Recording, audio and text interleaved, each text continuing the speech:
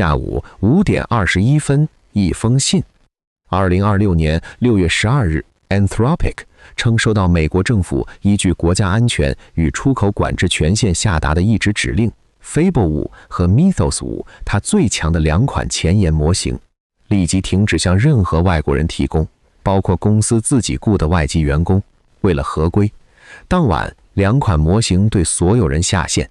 多家媒体把这件事描述为一次有先例意义的干预。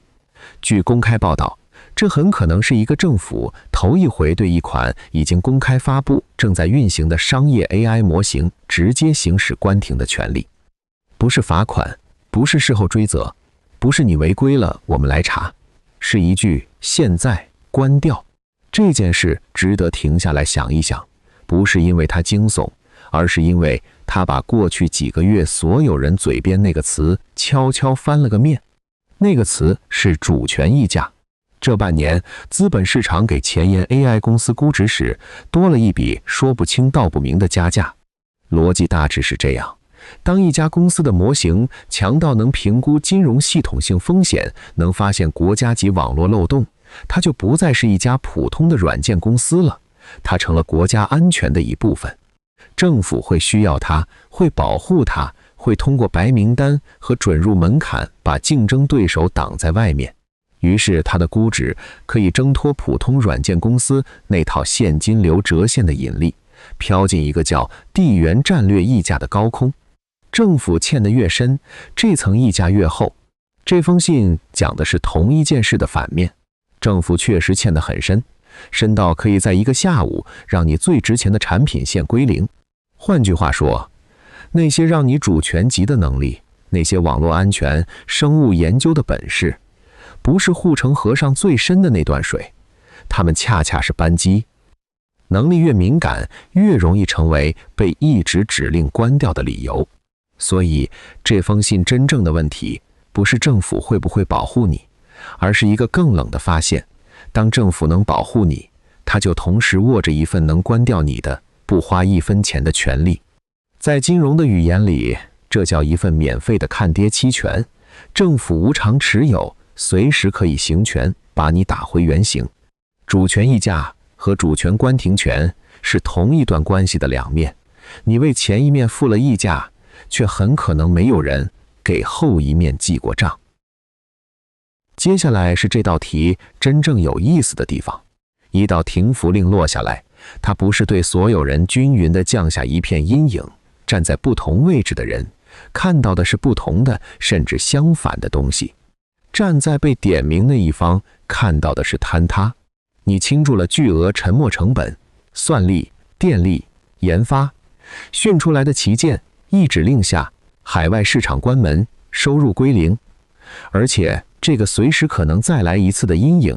会顺着融资、品牌、客户信任外溢到你别的业务上。这不是凭空推演。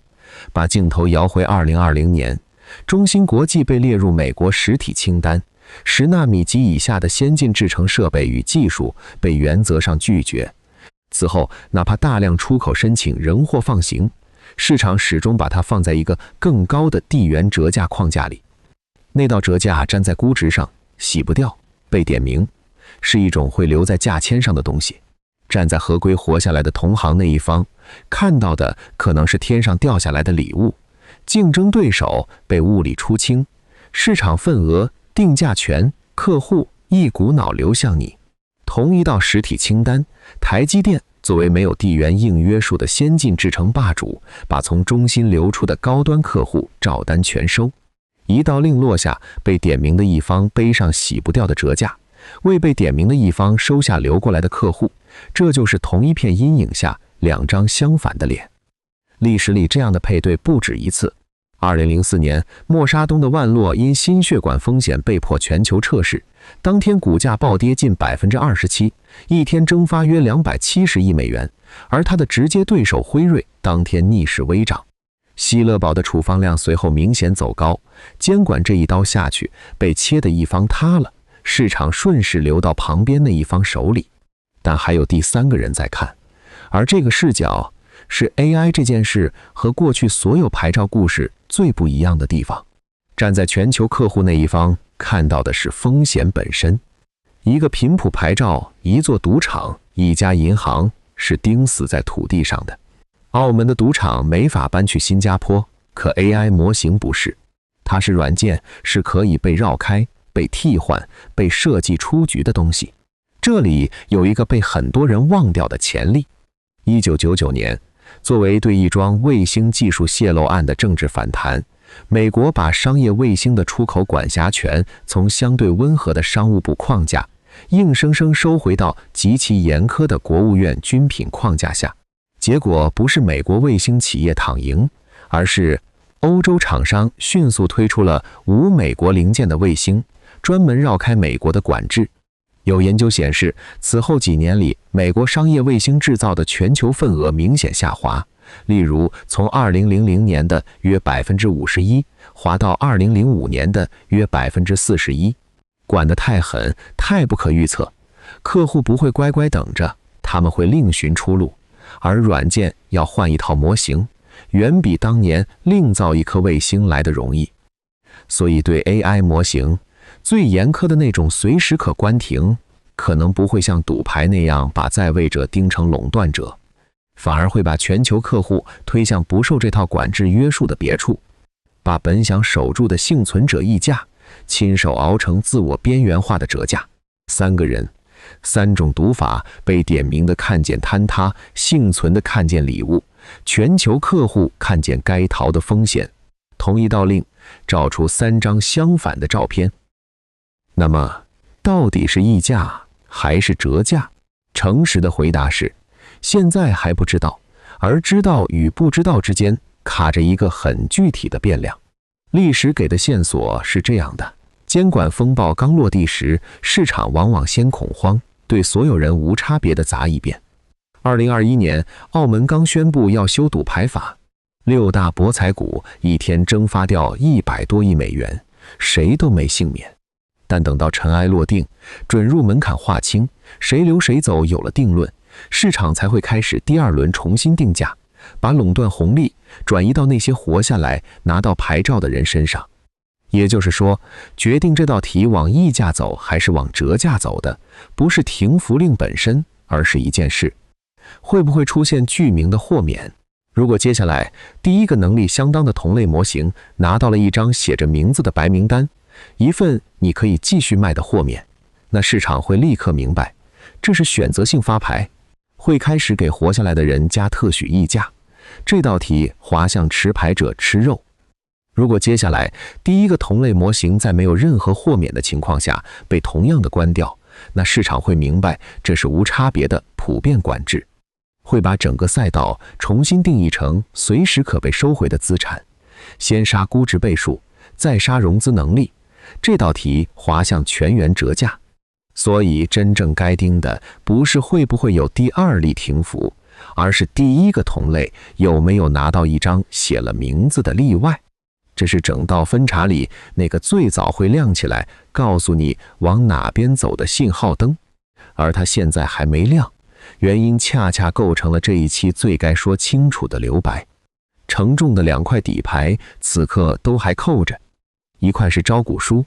Anthropic 和 OpenAI 都已经向监管机构递交了上市文件，但都是机密递交，风险章节的正文还没对公众打开。这意味着市场最想看的那一段，这家公司会怎么把我的旗舰可能被政府随时关掉写进风险提示，会怎么披露和大股东之间那层利益关系，目前谁也读不到。它会被写成一句轻描淡写的泛化风险，还是一段具体到已有先例的硬化，会直接决定2级市场把这家公司当高成长软件，还是当一张随时可作废的许可证来定价。这一段没公开，这道题就裁不了。另一块是那张支撑算力扩张的350亿美元的融资结构，他用买来的芯片做抵押，再租给前沿实验室，靠租金还债，还有人为硬件残值兜底。但他的合同全文没有公开。如果模型因为政府管制而停摆，这笔租金、这笔债、这份兜底担保会怎么算？公开渠道里完全找不到答案。找不到不等于不存在，只是此刻无从查证。底牌没掀，就不该替他编一个结局。这道题里还有一条线值得单独拎出来说，但它的证据分量比前面几条都轻，得照着这个分量讲，不替他加码。促成这次停服的，据多家媒体报道，部分源于亚马逊的一份安全研究。报道说，亚马逊的安全团队在测试中发现了 Fable 模型可被绕开用于网络攻击的路径，写成报告由高管直接递到了白宫。这条线得照着证据的边界讲，官方从头到尾没有点名亚马逊，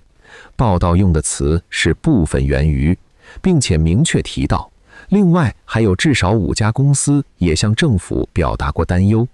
所以这不是一桩亚马逊一手扳倒对手的定案，它是一条由媒体报道支撑的强烈但未被官方证实的线索。但即便降到这个分量，它依然刺眼，因为亚马逊在这件事里同时是3个身份。它是 Anthropic 的大股东，是它的主要云供应商，又通过自己的模型平台和它在企业市场上竞争。一家公司既是你的股东，又是你赖以运转的云，还是你的同台对手。当这样一家公司的安全发现能经由国家机器变成一道关掉你产品的指令，那么安全评估这件事就不再只是公共治理的工具了，它有可能同时是重排市场座次的接口。原本被当成护城河的东西，我有最强的安全能力，在这个角度下翻成了攻击面。正因为你的能力触及安全红线，所以才有人能借安全的名义把你关掉。不过这条线还有另一面，挥这一刀的人历史上也未必全身而退。还是华为那个例子，2019年他被列入实体清单后，理论上爱立信、诺基亚该接收他让出的全球5G 份额，可受限并不自动等于对手净受益。以爱立信为例，在瑞典跟进禁用华为之后，他随即警告自己在中国市场遭到反制，中国区收入占比一度从约1成出头掉到约 3%。本以为能坐收份额的一方，自己也付了代价。所以即便是这条最暗的线，它指向的也不是一个干脆的谁赢了，而是一个更不确定的局面。当安全叙事可以被商业博弈借用，每个人，包括动手的那个，都站在一个自己未必算得清的风险里。回到那一纸下午5点21分送达的命令，它看起来是一条监管新闻，一家公司一时的麻烦，但把它放进更大的框里，它问的是一个会反复回来的问题。当一家公司最值钱的东西不再是它训练出来的那个模型，